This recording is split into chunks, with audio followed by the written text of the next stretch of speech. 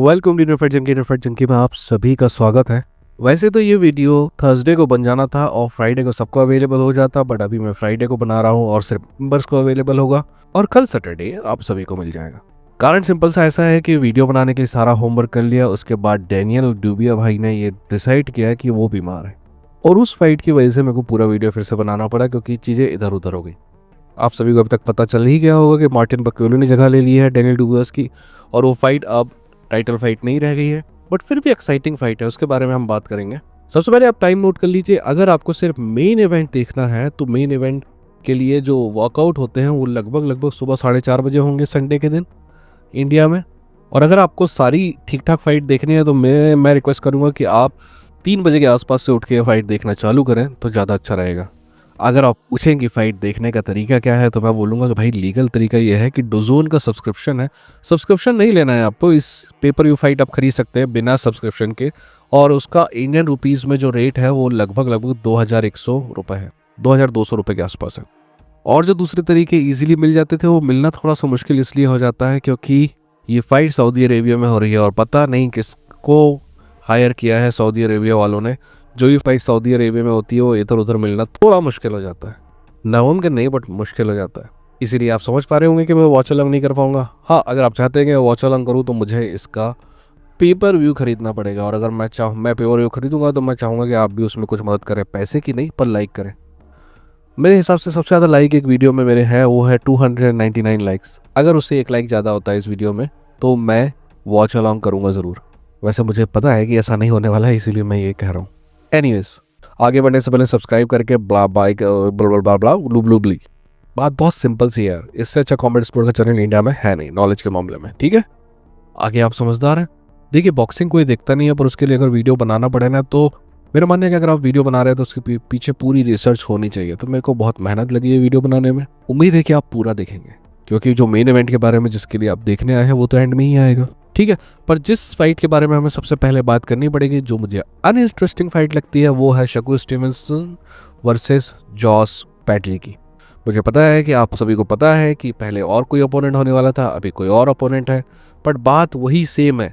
अगर आप मुझसे पूछें कि क्या Shakur Stevenson top 5 pound for pound में है मेरी लिस्ट में, तो मैं कहूँगा बिल्कुल है।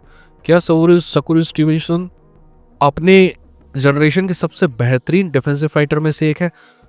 तो एक है, पर मेरे दोस्त ऊपर वाले की कसम हद से ज़्यादा बोरिंग आदमी है, हद से ज़्यादा बोरिंग फाइटर है।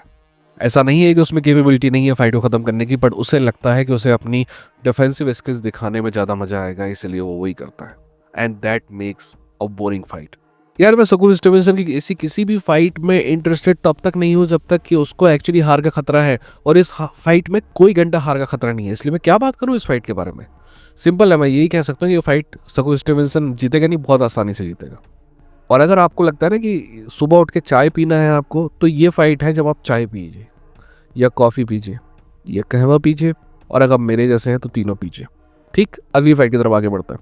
अगली फाइट अगली फाइट से मैं चाहूँगा कि आप सारी फाइट देखें, है ना। तो फाइट कार्ड जब शुरू होता है तो आपको देखना कहाँ से चालू करना है, ज़िली ज़ैंग वर्सेस अजीत कबायल के बाद। उसके बाद चाय ब्रेक कब लेना है, जब शकूर स्टीवनसन का वॉक इन हो, ठीक। एनीवेज, ज़िली ज़ैंग वर्सेस कबायल वाली जो फाइट है, यहाँ से मेरे को लगता है कि एक्चुअली ये कार्ड की सारी एक्साइटिंग फाइट स्टार्ट होती हैं। एक्साइटिंग इसलिए क्योंकि मेरा मानना है कि ज़िली ज़ैंग वर्सेस कबायल वाली फाइट जो है वो एक्चुअली क्लोज फाइट होने वाली है। दोस्त, जब से ज़िली ज़ैंग को देखा है ना, सबसे पहले ज़िली ज़ैंग की बात कर लेते हैं। जब से ज़िली ज़ैंग को देखा है ना, हमने उसको लगभग हर फाइट में सामने वाले को नॉक डाउन करते हुए तो देखा है, कम से कम 1 बार और 2 बार भी और 3 बार भी।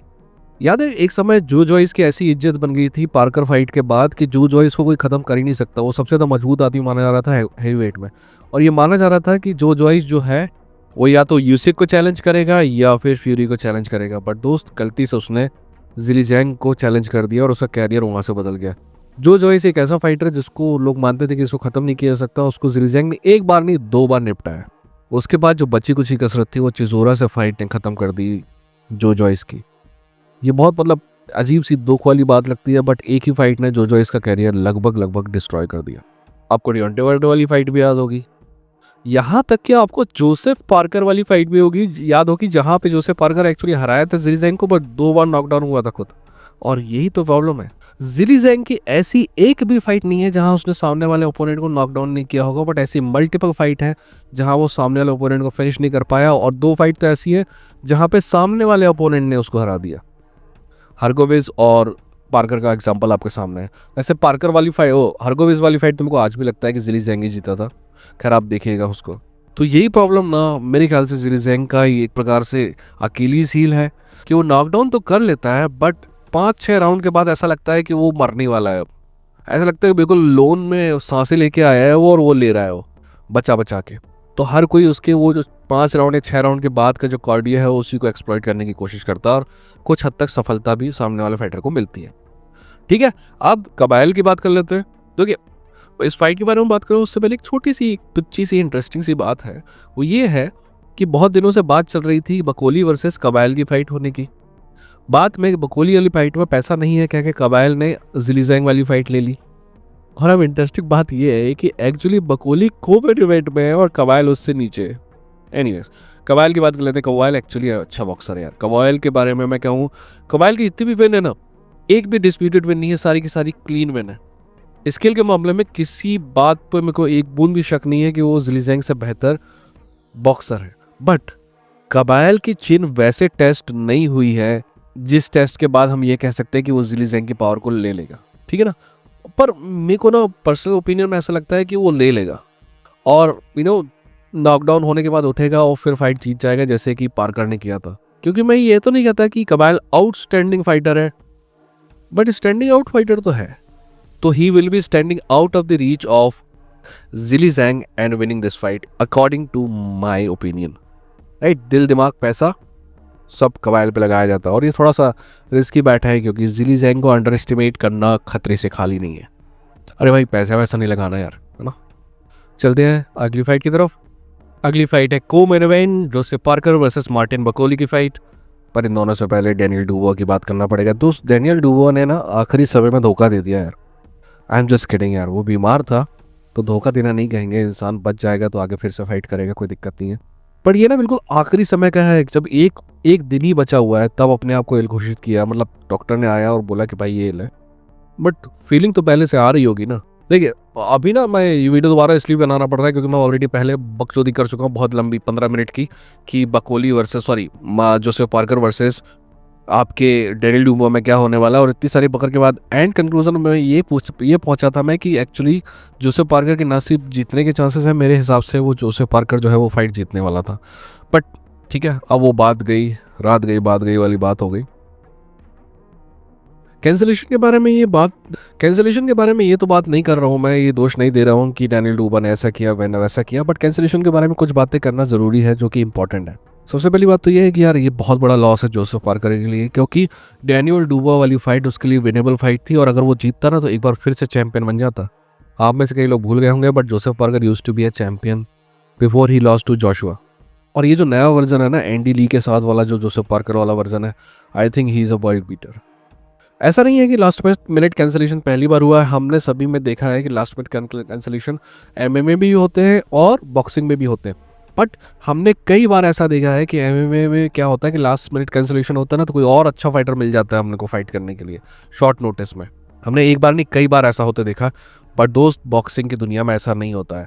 अगर कोई फाइटर कंटेंडर है और वो लास्ट समय में स्टेप आउट करता है ना, तो उसकी जगह टॉप 10 से बाहर का लौंडा आता है, क्योंकि जो अपोनेंट है ना इसका, वो फाइट करने से मना कर देता है। अगर वो फिर से आप कंटेंडर लेके आते हो, ये बोलता है कि भाई मैंने इसके लिए तैयारी की नहीं थी, और बात उसकी सही है। बट यहाँ पे वैसा नहीं हुआ है, यहाँ पे डैनियल डुवो गया है और मार्टिन बकोली आया है। मैं ये नहीं कहूँगा कि मार्टिन बकोली एक्चुअली डैनियल डुवो से बेहतर है, एक्चुअली 19 ही है, बट स्टिल डेंजरस फाइटर है। इसलिए फाइट का एक्साइटमेंट जो है ना वो बना हुआ है। और इंटरेस्टिंग बात यह है कि जोसेफ पार्कर ने भी बकर नहीं की इस फाइट के लिए, चुपचाप ये फाइट एक्सेप्ट कर ली, जबकि वो मार्टिन बकोली के लिए तैयारी नहीं कर रहा था, वो डैनियल डुवो के लिए तैयारी कर रहा था। और इन सारी चीज़ों की वजह से ये फाइट जो है ना एक्चुअली एक एक्साइटिंग फाइट बन जाती है। मैं एक बार फिर से कहता हूँ कि देखिए, जोसेफ पार्कर जो है वो बकोली के लिए तैयार फाइट नहीं कर रहा था, पर फिर भी उसने फाइट एक्सेप्ट कर ली। पर at the same time Bakoli तो किसी और के लिए भी तैयारी नहीं कर रहा था। उसकी जो फाइट थी, पहले कबाइल वाली फाइट की बात चल रही थी, उसके बाद दूसरी फाइट जो तय हुई थी, उस फाइट को होने में अभी लगभग 4 महीने थे। तो यानी वो उस फाइट के कैंप में नहीं था, उसने भी फाइट शॉर्ट नोटिस पे एक्सेप्ट की ना। सवाल उठता है कि आखिर क्यों जोसेफ पार्कर ने फाइट एक्सेप्ट कर ली। नंबर 1 पैसा, और नंबर 2 जोसेफ पार्कर को कहीं ना कहीं ये लगा कि वो फाइट जीतेगा। आखिर बकोली ने क्यों फाइट एक्सेप्ट कर ली। नंबर 1 पैसा, नंबर 2 बकोली को भी लगता है कि वो फाइट जीत सकता है। और दोनों का लगना ना एक्चुअली ज़्यादा फार फेज नहीं है, क्योंकि दोनों एक दूसरे के साथ काफ़ी जिम में टाइम बिता चुके हैं। और जब दोनों फाइटर को लगे ना दिल से कि वो एक दूसरे फाइटर को हरा सकते हैं, तो भाई साहब ये है परफेक्ट फार्मूला अच्छी फाइट का। कुछ बेवकूफ़ लोगों का कहना है कि भाई ऐसा है कि जोसेफ पार्कर ने इसलिए एक्सेप्ट कर लिया क्योंकि डैनियल डूबा भी पावर पंचर है और बकोली भी पावर पंचर है। तो ये बात तो सही है कि एक्चुअली दोनों पावर पंचर है, बट दोनों के में पावर पंच में डिफरेंशियल है। बकोली ज़्यादा फिनिश है, ज़्यादा अच्छा फिनिशर है, वहीं डैनियल डूबा पिछले 2 साल में एक्चुअली ज़्यादा बेहतर बॉक्सर है। ठीक है, फाइटर चेंज होने के बाद एक तो अच्छी बात एक्चुअली जोसेफ पार्कर के लिए ये है कि डूबो डैनियल डूबो जो है ज़्यादा स्किल्ड फाइटर था और उतना स्किल्ड फाइटर नहीं है बकोली। पर एक बुरी बात यह है कि बकोली डैनियल डूबो से एक्चुअली कहीं ज़्यादा एक्सप्लोसिव फाइटर है। बट क्या उसके पंच की पावर जिली जैंग से ज़्यादा होगी? I don't think so. क्या उसके पंच की पावर डियांटे वाइल्डर से ज़्यादा होगी? I don't think so. और इन दोनों फाइटर्स से फाइट करके जोसेफ पार्कर उन दोनों को हरा चुका है। That's why I think he will be able to take the best punch Bakole delivers and he will survive and win the fight. दिल दिमाग पैसा सभी का सभी जोसेफ पार्कर पे लगाया गया था। वैसे अगर डैनियल डूवो से फाइट हो रही होती तब भी मेरा ओपिनियन तो जोसेफ पार्कर के पक्ष में ही था। चलिए अब बात कर लेते हैं मेन इवेंट की। मेन इवेंट है आर्टर वेटरवीय वर्सेस डिमिट्री बिवॉल। दोस्त क्या तो शानदार फाइट है, और अपनी किस्मत इतनी अच्छी कि एक बार नहीं 2-2 बार देखने को मिल रही है। ये शानदार फाइट है क्योंकि हमें दो बॉक्सर लगभग अपने पीक पे एक दूसरे से फाइट करते हुए दिखाई दे रहे हैं। मुझे पता है कि आपको लगता है कि ये नॉर्मल बात है क्योंकि आप एमएमए देखते हैं, बॉक्सिंग में ये पॉसिबल नहीं था। आज से 4-5 साल पहले ये सब पॉसिबल नहीं था। सारे फाइटर अपने पीक से 4 साल बाद फाइट करते थे। सिंपल बात है, अगर हम चाहिए ना कि बेटरवियर और बिवल 2024 में फाइट करे, तो वो 2026 या 2029 में फाइट करते हुए दिखाई देते हैं आपको पुरानी दुनिया में। तो सऊदी अरेबिया की एंट्री से कम ये तो अच्छा हो ही गया। और जिस दिन सऊदी अरेबिया जाएगा ना, हम सबको अनाथ जैसा लगेगा, क्योंकि पुराना बॉक्सिंग सीन इतना एक्साइटिंग नहीं था। एनीवेज, मेरा मानना है कि ये टॉप 5 फाइटर है, बेटरवियर भी दुनिया में और बिवॉल भी। यार एक बेवकूफ़ आदमी आ गया था कभी, थोड़ी देर पहले ही मेरे घर से चाय पी के गया। उसका कहना था कि कनेलो टॉप 5 फाइटर है। टॉप 5 फाइटर ने उसका कहना था कि कनेलो नंबर 1 फाइटर है। ये मैं आपको बोलता हूँ ना कि प्रोपेगेंडा आपको कुछ भी एहसास दिला देता, राइट।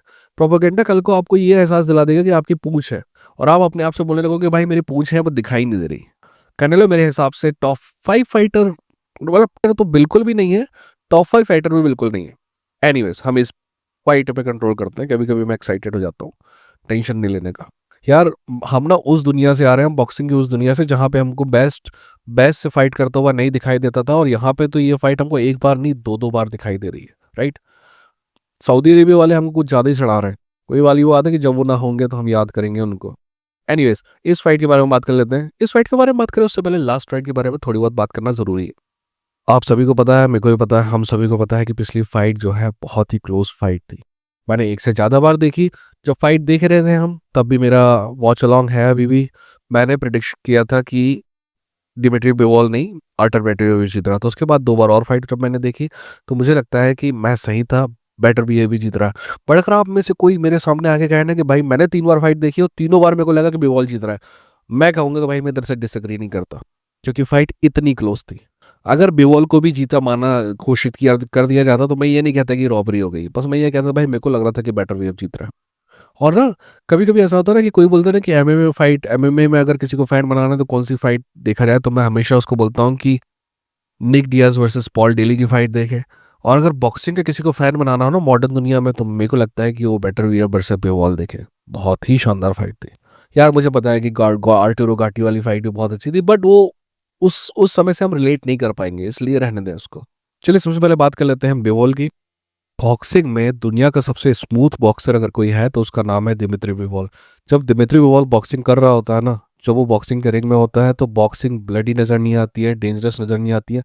टू बी ऑनेस्ट मेरे को बॉक्सिंग बहुत खूबसूरत नज़र आती है जब बिवॉल बॉक्सिंग कर रहा होता है। वो स्टैंड आउट करता है यार अपनी क्लास से। बिवॉल जो है ना बहुत स्मूथ फाइटर है, उसके साथ ही साथ बहुत एफिशिएंट फाइटर है।